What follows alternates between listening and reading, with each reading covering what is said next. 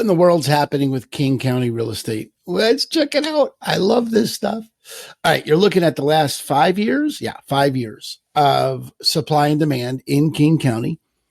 The blue is the demand. That's the number of homes that went off the market on any given month, under contract. And then the green is the supply, the new listings that went onto the market. So some way to track supply and demand. A couple things, just looking at backwards, you can see 2022, the demand really sort of fell off the table relative to the previous 4 years. That shouldn't be a surprise to anyone. Certainly no one watching these videos would be surprised by that. That was what we were reporting every time. And supply looked pretty much the same. I mean, not exactly the same, certainly the same as the pandemic. We haven't gotten back to pre-pandemic levels of supply.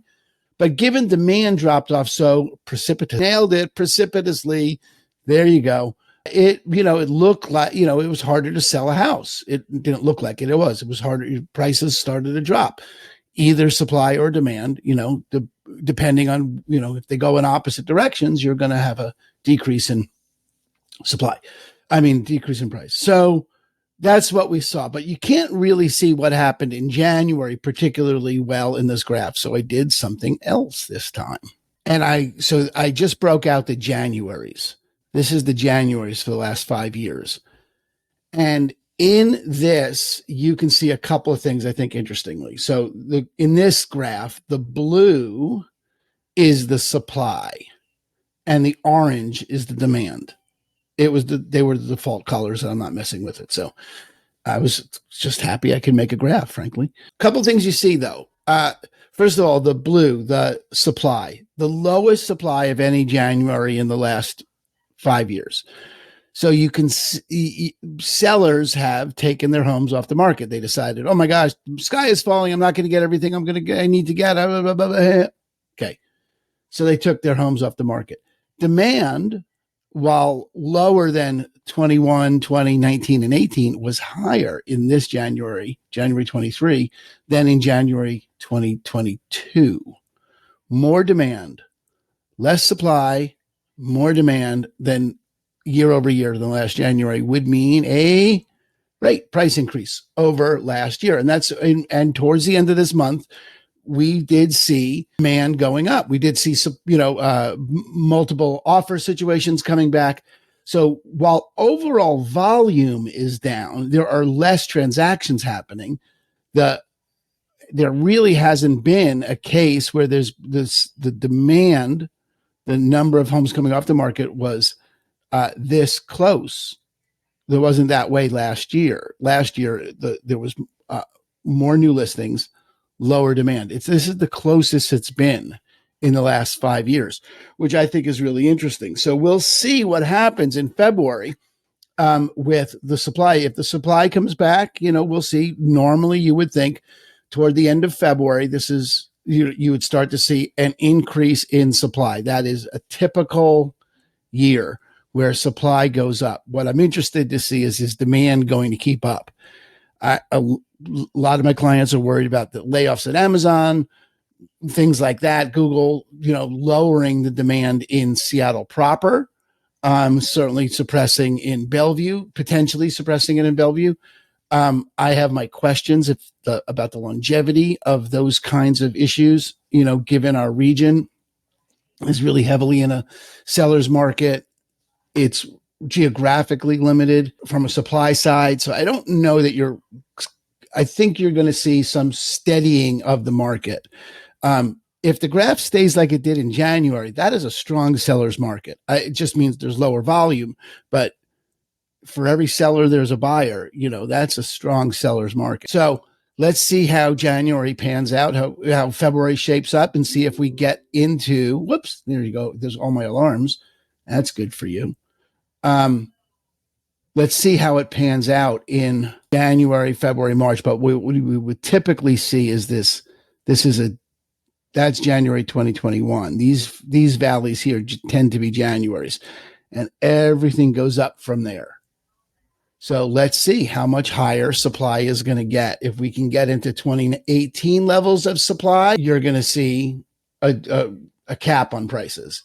If we stick around here in 2022 levels of supply in this back end of 2022, you're going to see higher prices, lower volume, but higher prices. So let's see how it pans out. Right now, there is no evidence here. There is nothing here that says the sky is falling. Nothing says anything other than some incremental difference. So whatever your home is worth today is likely going to be what it's worth in February. Maybe looking like maybe it'll be a little bit easier to sell in February than it was in October, November. Like that, it's looking towards that direction for sure. It's harder to buy than it was in October, November, December, and easier to sell. We'll see how it pans out for the rest of the spring. Let's find out together, shall we? Talk to you soon. Aaron Hendon with Christine and Company over at EXP. All right, always forget this. Like this, share it, comment, do all that good social media juju stuff. All right, talk to you later. Bye. What in the world is happening with Pierce County real estate? Oh my gosh, look at this. This is Pierce County overall, and as Pierce County goes, so goes Tacoma, or really as Tacoma goes, so goes Pierce County. Let's look at this. This is the last 5 years, supply and demand. Green is the supply, the number of new listings that came to market any given month, and the blue is the demand, the number of listings that came off the market those months, 5 years. So you can see through the pandemic and then prior, demand was pretty steady, and supply is the thing that dropped off. We never got over 2,000 during the pandemic. Last year, you can see there was a big gap. Demand fell off the table, as it were. Why? Because interest rates tripled. Whoa. Okay. So that's the environment. We were in an overstocked compared to demand environment for the last maybe 4 or 5 months. What does that mean going forward? Well, to really tell, we need to compare January to January, and you can't really see it on this graph because it's too bunched up there at the end. So I did my own work. Yeah. Oh, look at that. Data, people, data. This is January through the last 5 years. The blue on this graph is the supply. The orange is the demand. Okay, what does it tell us? Well, holy cow, look at January of this year. More demand than supply. Now, it's the lowest supply in 5 years, January compared to relatively, okay? Now, January is always the lowest supply of the year, but this is the lowest January in 5 years in terms of people listing their properties. And the demand, it's about the same as the last 3 years, roughly, but not as big as pre-pandemic. But that the demand was the same as when the interest rates were 3%, that they're now 6%. That says something. So you're seeing it's a shift for sure. Now, how does it play out in February, March, April, May as more inventory is predictably to come to market?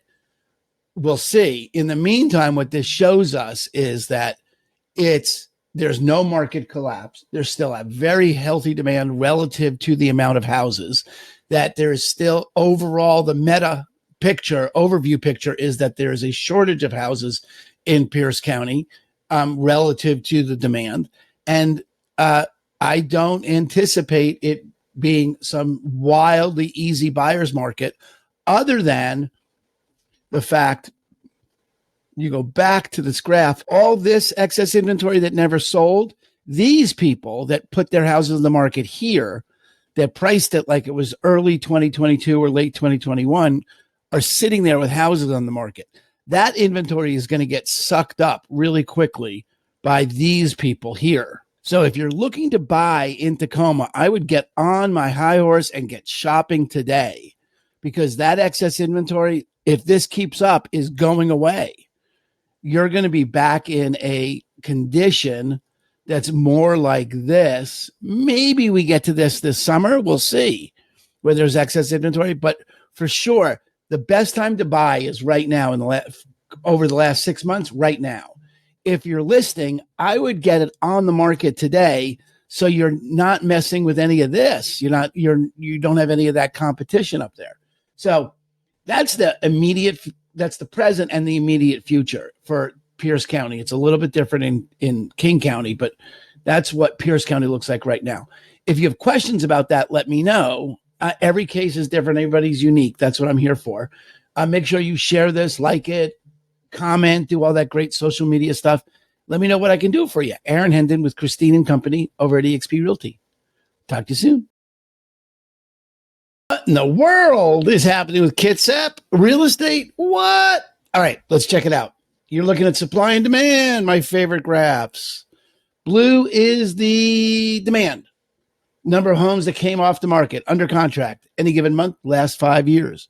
Green is the supply. Number of homes that came on the market during those same months. So a couple things you can see. Last 5 years. So for sure, you got your pandemic years where demand was high, low interest rates, high demand. How are you? And supply super low in 2020, ridiculous, and a little bit better in 2021, which is unusual for our area. You don't see that. Mostly you see it capped well below averages, but Kitsap was strong in supply relatively to the area. And then it's last year in 2022, everything fell off the table. Interest rates tripled. You had the same supply really as pre-pandemic levels and way less demand, especially towards the end of the year. So what does this portend? What does this portend for 2023? Well, let's look. Okay, you can't really see enough in this little segment. So I did some separate math. And this is the supply and demand comparing Januaries for the last 5 years. And what you can see in this graph is the orange is the demand, is the pending number of homes that went under contract, and the blue is the supply. Okay, so the blue is the number of new listings. So in January of this year, you had more homes go under contract than came on the market. What? That's right. You had a higher demand than supply. And that's the only time that happens in January in the last 5 years. All right. So what does that mean ultimately? Well, overall, the volume is sort of pandemic levels. It's not yet at pre-pandemic levels. Overall, there was more action in the market before the pandemic. So this is not quite pre-pandemic, but it's certainly not a market crash. And the fact that there's more demand than supply, what that means, what I would suggest that means for the future is that all this excess inventory, the green that you can see here, all these people that put their homes on the market are waiting to sell their home. That's going to get used up real quick if it hasn't already gotten used up in Kitsap. So if you're buying, I would get going now because it's unlikely to get better for you as the year goes on. There'll be more inventory, right? So it could, in fact, turn into one of these situations towards the summer, but you got a month, 2, 3, 4 months before the inventory is going to outpace demand, and that you have a January where demand outpaced inventory, demand outpaced supply already. If that keeps up, you're going to have a problem buying. If you're selling, again, these are the conservative estimates. If you're selling, I would get on the market now when the demand is higher than the supply. I wouldn't wait for this to happen because you don't know what's going to happen with interest rates later. So selling, you might want to get on it. Buying, I definitely think you should get on it. And if you have questions about your circumstances, because everyone's different, let me know. That's what I'm here for. Make sure you share this, like it, comment, all that great stuff. Aaron Hendon with Christine Company over at eXp Realty. Talk to you soon. What in the world's happening with Vashon Real Estate? It is fascinating to me. I don't know if it's interesting to you, but check it out. All right. You're looking at supply and demand, last 5 years, my favorite kind of graph. Blue is the demand. Blue is the number of homes that went under contract any given month. And the green is the supply, the number of homes that came to market that month. And you can see a couple of things from this graph, and that's, the pandemic, our friends in the pandemic right here, killed new listings. I mean, it just, we're not even getting to 25 listings a month, right? On average, it's not happening. We're not getting 25 new listings, where pre-pandemic, you were getting 30, 35 listings. Now, this is small numbers compared to King County, but in the isolated environment of Vashon, that's a big, big drop in inventory. And you can see demand didn't really go anywhere. Now, that's in general. Last year, demand really was really spiky, okay, but not enough to drop prices and not enough to have it be a slow market. It's still a very, very fast market on Vashon. And if you are I was interested in what happened in January, so I get a better sense of what's happening. Are we going to turn into one of these years, 2018, 2019, or was it going to be a repeat of 2021, 22 in terms of supply? Obviously, nothing from the past is going to tell us that definitively, but I wanted to see what was happening in January.